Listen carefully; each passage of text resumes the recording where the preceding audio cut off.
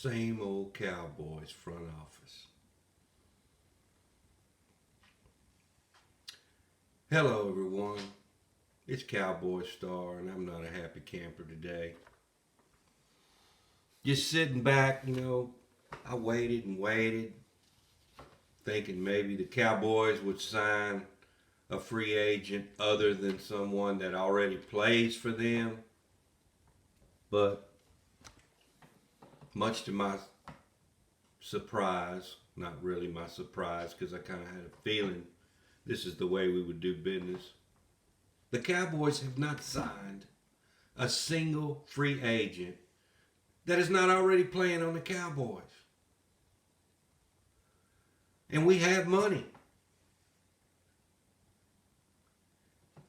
And this is what we do every single year. While other teams like the Rams are going out when they seemingly have no cap space and signing all these great free agents off the board. I don't get it. Jerry Jones is always griping and bitching that he's getting too old and he'd buy another Super Bowl if he could. And he does this. So let me just humor you a minute and go over the same old story, bargain basement free agency for the Dallas Cowboys. Thus far, the Cowboys have signed Michael Gallup, wide receiver, to a 5-year, $62.5 million, which is really below market value. So they got a deal on him. And he's just coming off an injury. We don't even know if he's going to be able to play to his normal standards. But they let Amari Cooper go. We couldn't sign Amari Cooper. We let him go to the Cleveland Browns. So keep that in mind. We re-signed the long snapper, Jake McQuaid, to a league minimum deal. Wow. Whoopee. We got a long snapper. You can find those a dime a dozen. We did manage to get D-Law signed, and he took a pay cut to stay in Dallas. He wanted to stay in Dallas. 3-year deal, worth $30 million, $10 million guaranteed. No, $30 million guaranteed. He took a big pay cut to stay with the Cowboys. We re-signed Malik Hooker. Wow, safety. 2 years, $8 million. We re-signed tight end Jeremy Sprinkle. He hadn't even darkened the field. What are you doing, Jerry Jones? Come on. Jerry, we just signed Jeremy Sprinkle. Are you kidding me? He's a nobody. 1 year league minimum.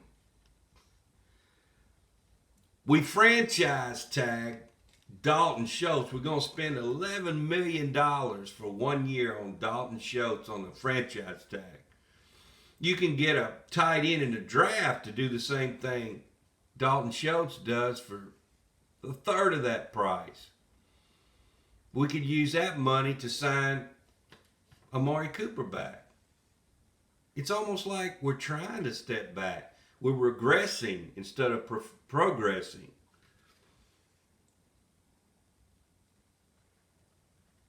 And they just signed back Leighton Vander Esch to a 1-year deal. The slow-footed Leighton Vander Esch back for another year. But the biggest blunder that the Cowboys have done thus far is by letting Randy Gregory somehow get out of the building and go to Denver. The Cowboys had announced that they had re-signed Randy Gregory, in fact, for 3 years, $70 million with $28 million guaranteed. But the Cowboys continued to do bonehead things that other teams don't do. In the Cowboys contracts, the Cowboys have a salary forfeiture language in the contract that would void his contract if he is fined or suspended for any drug-related reason. But no other team does that. And it was in Randy's contract the last time he signed the contract. He just didn't know it. And his agent, who lives in Denver, by the way, informs Randy that that language is in the contract, and it pissed Randy off. They had already had an offer from Denver for the same amount of money without that language in the contract. So Randy Gregory goes to Denver and says, "Screw you, Cowboys. You tried to screw me. I'm a reformed guy. I'm trying my best to reform. And this is the way you do me." And he goes to Denver Broncos. And by the way, weed is legal in Denver. Just thought I'd tell you that. You know, Randy Gregory's a weed lover. He loves to smoke that weed. And it's also legal in the NFL now. So he's got the best of both worlds. He's going to the Denver Broncos. But there's all these good players that we have the money to sign right now that we're not even talking to. They messed around and let Von Miller get signed by Buffalo. We could have had Von Miller, and he wanted to come to Dallas. We could have got Chandler Jones, but he's gone off the market, excuse me. And Bobby Wagner is still not signed. And he is, knows the system of Dan Quinn because he, was in the Legion of Boom with Seattle. And we're not even offering him, to my knowledge, an offer. So, yeah, the Cowboys, it feels like we are setting up Mike McCarthy to fail for sure. If Mike McCarthy gets us to the Super Bowl with this free agency, it's just like they're sitting back and they're so good at drafting that they're just banking that they're going to be able to fill these holes through the draft. It's not going to happen. You got to, you can get some good players and you might, what are the odds you're going to get another Micah Parsons in the draft? And nobody wanted Micah Parsons until he showed up in Dallas and started playing like a Hall of Famer his first year. That could happen, but what are the odds that that happens again this year? Slim to none.